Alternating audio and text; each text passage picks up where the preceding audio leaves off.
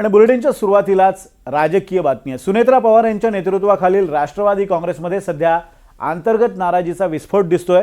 विधान परिषद आणि राज्यसभेच्या उमेदवारीवरून सुरू झालेला वाद आता आमदार फुटीच्या भीतीपर्यंत पोहोचलाय आणि त्यातच एकनाथ शिंदेंच्या नावाची वाढती चर्चा सुनेत्रा पवार गटासाठी मोठं आव्हान ठरते। पाहूयात यावरचाच एक स्पेशल रिपोर्ट।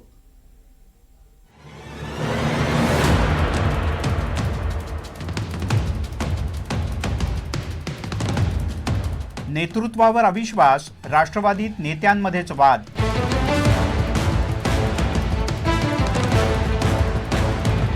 राष्ट्रवादीत अस्वस्थता, नेत्यांमध्ये गटबाजी।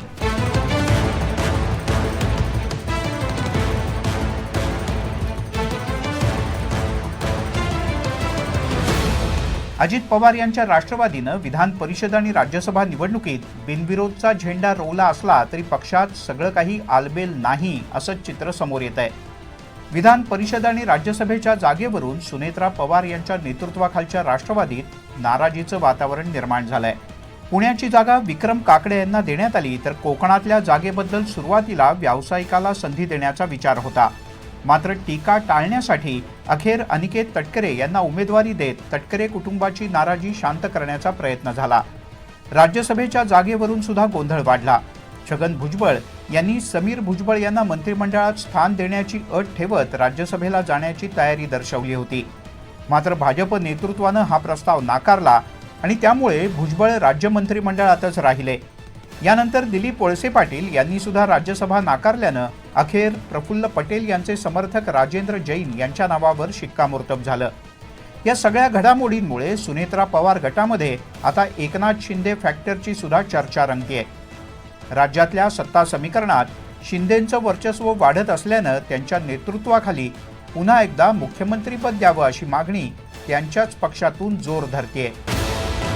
त्यात एकनाथ शिंदे यांनी बच्चू कडू, बहुजन विकास आघाडी यांना सोबत घेऊन वजन वाढवण्याचा प्रयत्न सुरूच ठेवलाय।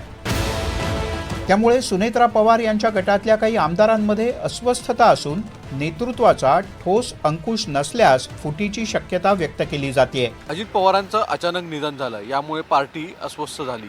पार्टीमधले अनेक दिग्गज नेते यांना धक्का बसला। त्यातच तटकरे, प्रफुल्ल पटेलांसारखे दिग्गज नेते अडचणीत आले। त्यांच्यावर वेगवेगळे आरोप प्रत्यारोप विरोधकांनी सुरू केले।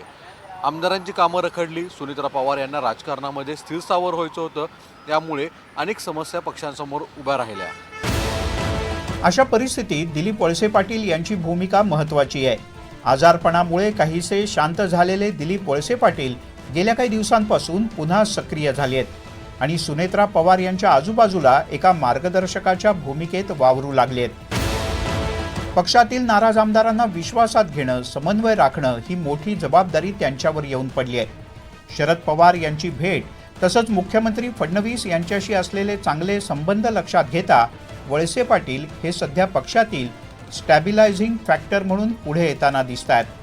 यथा राजा तथा प्रजा, आता ऑपरेशन कमळाच्या स्फूर्ती घेऊन त्यांच्या बरोबरचे सगळे पक्षी एकमेकांच्या पाठीत खंजीर खुपसायला लागले। आता आमचेही काही ज्यांना आपण पक्षातनं काढलं गद्दार म्हणून, तर त्यांचा प्रवाह गद्दारीच्या जिथे उगम आहे तिथे गेलेला आहे। तशाच पद्धतीनं अजित पवार गटांना काय किंवा म्हणजे इतर पक्षांचे काय, हे पुढापुढीचं राजकारण महाराष्ट्राला निश्चितपणे खालच्या पातळीवर घेऊन चाललेलं आहे, एवढं निश्चित आहे। महाराष्ट्राची मान खाली घालून आहे। तर ती आपली स्वतःची अस्तित्व आणि स्वतःचं महत्त्व टिकवण्यासाठी भाजपच्या समोरची त्यांना जी भीती आहे त्याला कमी करण्या किंवा त्याला न्यूट्रलाइज करण्यासाठी हे सगळे उद्योग करतायत ते असं दिसतंय। दरम्यान अर्थ आणि नियोजन खात्यावरून राष्ट्रवादी आक्रमक झाली आहे। अजित पवार यांच्या निधनानंतर हे खातं मुख्यमंत्री फडणवीस यांनी स्वतःकडे घेतलं। आता ते पुन्हा राष्ट्रवादीला मिळावं यासाठी हालचालींना वेग आलाय। राष्ट्रवादी काँग्रेस पक्षाला अर्थ खातं परत हवं आहे की नाही, आणि जर हवं असेल तर ते कधीपर्यंत मिळण्याची शक्यता? हवा की नाही असं प्रश्नच कसा विचारते मला कळत नाही।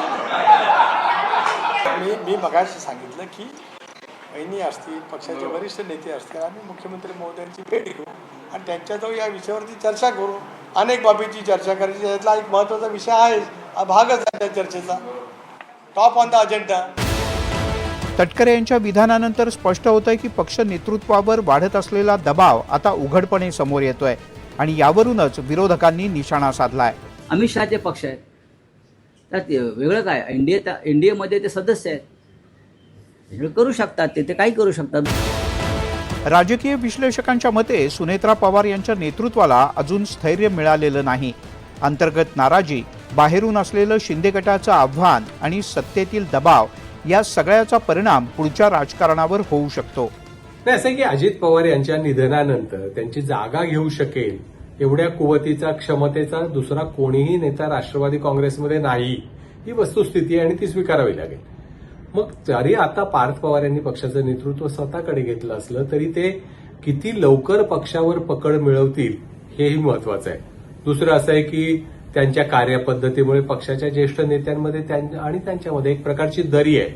आज सत्तेमुळे हे सगळी मंडळी एकत्र दिसत असली तरी पक्षाची वाटचाल म्हणून जे एकसंघ व्हावं लागतं तशी स्थिती नाही आहे. आज कुठल्याही निवडणुका नसल्यामुळे, कुठलाही निर्णय घेण्याची गरज नसल्यामुळे पक्षात विघटन होईल अशी अजिबात शक्यता नाही आहे. पण दीर्घकालीन राजकारणाचा विचार करून भविष्यात अनेकांच्या वेगवेगळ्या दिशेने वाटचाल सुरू झाली तर मला फार आश्चर्य वाटायला नको. एकीकडे नाराज नेत्यांना सांभाळण्याचं आव्हान तर दुसरीकडे सत्तेतील दबाव आणि शिंदेंचा वाढता प्रभाव याचा धोका. अशा तिहेरी संकटात सुनेत्रा पवार यांचं नेतृत्व आता कसोटीला उतरणार आहे.